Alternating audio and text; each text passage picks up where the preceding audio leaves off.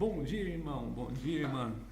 Tudo bom? Na paz do nosso Senhor Jesus Cristo, na luz de Jeová e iluminados pelo Espírito Santo, vamos lá começar mais uma escola dominical. Hoje tratando sobre o livro do Apocalipse. É uma pequena introdução. É um livro que muitos cristãos não leem, né? Por um certo receio de não entender o livro. Mas a gente tem que ver que quem vai nos guiar nisso tudo é o Espírito Santo, né?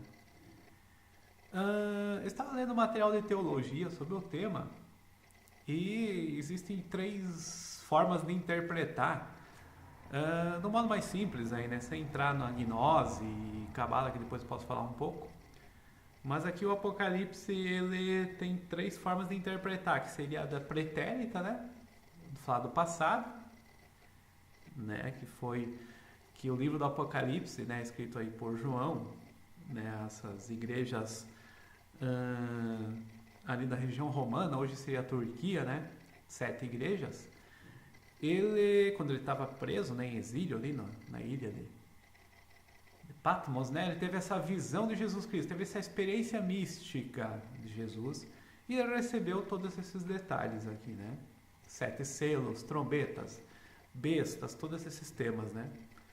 Então tem três formas de interpretar. A pretérita, né, que isso já aconteceu no passado, foi uma questão da igreja contra Roma, né?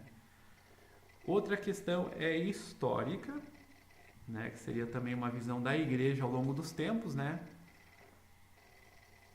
Também talvez cumprida, e a visão futurista, né, do Apocalipse, que seria para o futuro, né?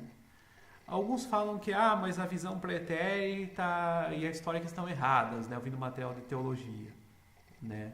Outros falam que a visão futurista estaria errada. Na verdade, as três estão certas, né? Aonde que está a prova disso? Aqui no Apocalipse 1:19, ó, capítulo 1, versículo 19. Portanto, escreva as coisas que você vai ver, quando as que você estão acontecendo agora, como as que vão acontecer depois. Ó, pretérito, presente histórico e futuro, né? Então o Apocalipse fala dessas três situações, né? Outra coisa que a apostila de teologia falou assim, Paulo classificou pessoas em três classes, né? Seja judeus, gentios e povo de Deus, né? Judeus, gentios e povo de Deus. Dos judeus, você coloca no Apocalipse a tarde tribulação, né? Para se arrepender, o que eu acho meio estranho, visão cristã, né? Os gentios, os pecadores, né? Que recebem a sua recompensa do pecado, né? Castigo, inferno, aquela toda. E o povo de Deus é o crente, é o cristão, né? Na verdade é assim, uma situação, existem alguns que vão buscar o Criador, né? Que seria não judeus como raça, mas judeus na forma daquele que busca o Criador, né? Então o judeu seria o Yasharkel, Israel, né? Como eu falei da Cabala, ele vem e busca o Criador. Simplesmente é isso, não é raça, povo, tradição, cultura, não. Esse é o judeu simbólico da Torá, né? E as nações são 70 nações. Das nações entram os gentios, incrédulos, pagãos, babilônios, né? A própria Babilônia, que é citada ali na Jezebel, e toda essa turma, eles também vão ser salvos, mas eles vão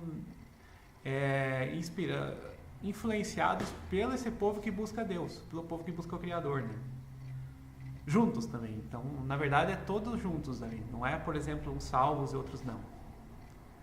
A salvação e recompensa é outra dicotomia que tem aqui no material, que a fé salva, né? Mas a obra, ela traz a recompensa. Isso me ensina que as duas coisas são importantes, né? Não adianta, por exemplo, só ter fé e não fazer obra nenhuma, né? Fé sem obras é uma coisa morta, né? Então, isso é óbvio, né? E outra situação que também a obra sem a fé seria uma coisa mecânica, né? Também não seria bem a situação, né, do cristão ou daquilo que é citado aqui no Apocalipse, né? Então esse livro, basta lembrar que foi ali da perseguição de Nero, 95 e do Domiciano, né, o segundo ali, imperador que persegue os cristãos, né, tipo, últimos dos 12 Césares ali, né? E é 95 depois de Cristo, então é um bom tempo, né, após os 33 anos ali, né? Após a morte, né, e ressurreição do nosso Senhor Jesus Cristo. Então, é muito tempo depois. Você fala, às vezes, mal, por exemplo, de livros, entre aspas, apócrifos. Muito tempo depois surgiu, mas isso aqui é 90 anos depois de Cristo, né? Então é muito tempo. Grande parte dos evangelhos é 60, né? Então você vê que o material antes era uma tradição oral. O cristianismo, ele é antes da Bíblia que ele existia, ó. Era um cristianismo vivo, né? Era um cristianismo vivo na palavra das pessoas, né? Nesse mistério que a gente chama de Rokhmah, né? De visão também, de palavra, né? De Binah. Então, níveis espirituais superiores. E o livro do Apocalipse, não preciso falar que é chaveado, né? Com cabala e gnose do começo ao fim. Não adianta falar que não é, porque é óbvio, né? Você lendo o Apocalipse aqui, isso não impede a leitura, claro que não, né? E nem a inspiração, a iluminação. Mas a gente vê que o livro é simbólico, é óbvio, né? Então tem várias situações aqui que ele é claro nisso, né? E ele mesmo se autoexplica, nem sempre, né? Nem sempre. Aqui fala Babilônia, fala das bestas, fala dos cavaleiros, né? A relação da prostituta com a besta, os 7 selos e trombetas e tudo mais. Então, claro, isso é simbólico. Não estão vendo trombeta tocar no céu, né? Isso é claro, né? Então, e nem também se refere simplesmente a uma igreja de prédio, de instituição, né? Nós vemos tantas acabarem. Talvez a igreja é invisível, aí é outra história, né? E a Cristo também, numa visão mística, né? Então, né, a visão de João ali foi bem interessante, né?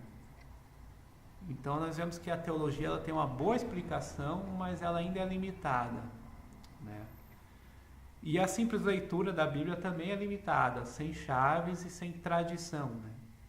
Falando em tradição, inclusive, o Apocalipse aqui, ele continua uma linhagem em tradição, né? Ele continua com Irineu, né? O Irineu seria um discípulo de João, né? Então, né, muito interessante essa parte do Policarpo, né? Discípulo de Policarpo. Então, existe sim uma linhagem e uma situação do Apocalipse, provavelmente em tradição oral, né? Então, eles tinham essas chaves aí. Porque o texto sem a chave, eu acredito que não seria dado, né? Também por João, a um discípulo. Então, por isso que provavelmente é a Cabala e a Gnose, né? A situação provavelmente resolvia esse livro aí. E sem isso nós ficamos mais na expectativa. E claro, se refere a futuro, passado, a presente, a níveis espirituais do homem, ao mundo espiritual, ao paraíso, ao reino dos céus. Tudo isso o Apocalipse tem, né? E aos umbrais, aos planos inferiores, né, infernais. Isso é claro. Mas tá bom, pessoal. Vamos terminando mais uma escola dominical, né? Aguardo até a próxima. Estejam, né, na paz do nosso Senhor Jesus Cristo, né? Com Jeová, com Deus Todo-Poderoso e inspirados, iluminados pelo Espírito Santo. Até a próxima.